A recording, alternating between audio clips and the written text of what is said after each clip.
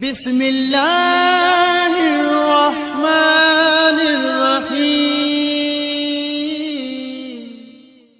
औज़ु बिल्लाहि मिनश्शैतानिर्रजीम। बिस्मिल्लाहिर्रहमानिर्रहीम। अल्हम्दुलिल्लाहि रब्बिल आलमीन। अस्सलातु वस्सलामु अला अशरफिल अंबिया वल मुरसलीन व आलिहि तय्यबीन अत्ताहिरीन। अम्मा बाद। बिस्मिल्लाहिर्रहमानिर्रहीम। मुअज़्ज़िज़ सामीन व नाज़रीन इकराम, महब्बत अहले बैत जे उनवान सां 12हीं नशस्त में ज़िक्र कंदासीं उहे रिवायतूं जिन्हनि रिवायतनि मञा ज़ाहिर थो थिए त अल्लाह पाक उन्हनि सां महबत थो करे जेके आले मुहम्मद सां महबत कंदा आहिनि। 11हीं नशस्त में क़ुरान जूं 2 आयतूं तिलावत कयूंसीं ऐं उन्ही जो नतीजो मुख़्तसर वक़्त में मुख़्तसर नतीजो अव्हांखे ॿुधायोसीं त अल्लाह पाक उन्हनि माण्हुनि सां महबत कंदो आहे जेके मुहम्मद व आले मुहम्मद सां महबत कनि था। त अॼु हिकु रिवायत ज़िक्र कंदासीं जेका इमाम जाफ़र सादिक़ अलैहिस्सलातु वस्सलाम खां आहे।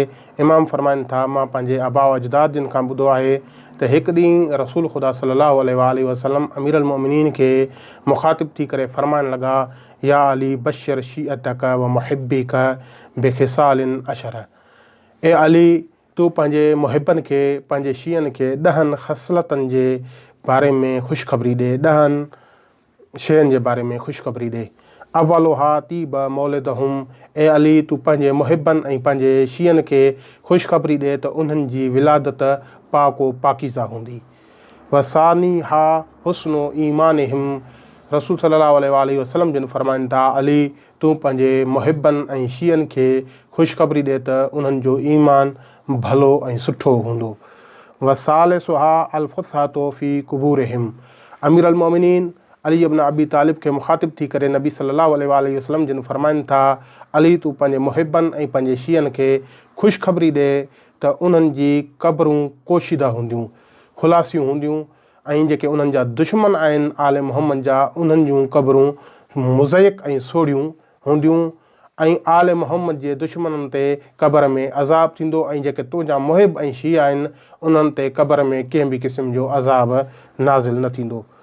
राबिउहा नूरुहुम यसआ बैन ऐदिहिम। ही क़ुरान करीम जी आयत आहे। अली अमीर अल मोमिनीन खे मुख़ातिब थी करे नबी सल्लल्लाहु अलैहि वसल्लम फरमायो त अली, तूं पंहिंजे शीअनि खे ऐं पंहिंजे मुहिबनि खे ख़ुशख़बरी ॾे त क़यामत जे ॾींहुं उन्हनि जो नूर उन्हनि जे अॻियां अॻियां हलंदो।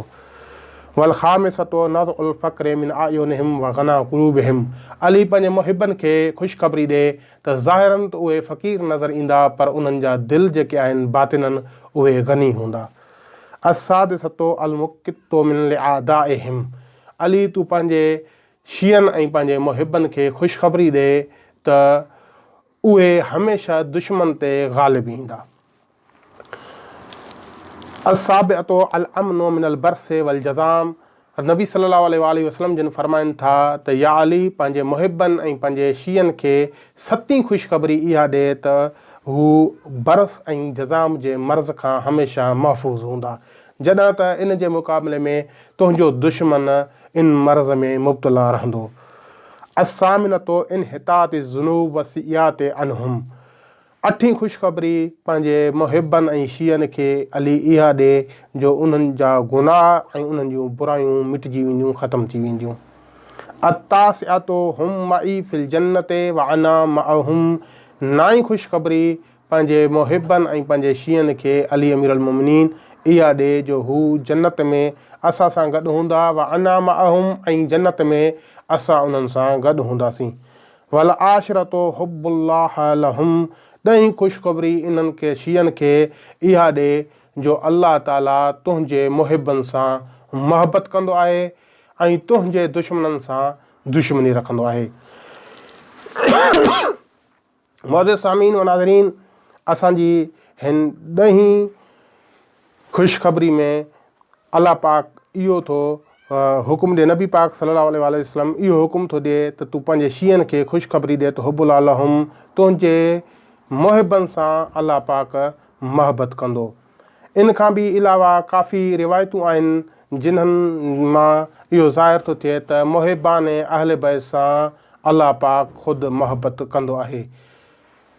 इन खां अॻी नशस्त में इंशाअल्लाह असां रिवायतूं ज़िक्र कंदासीं जिन्हनि में वधीक अल्लाह पाक इमाम मासूमीन अलैहिस्सलातु वस्सलाम जे मुहिबनि सां महबत कंदो आहे ज़ाहिर थो थिए।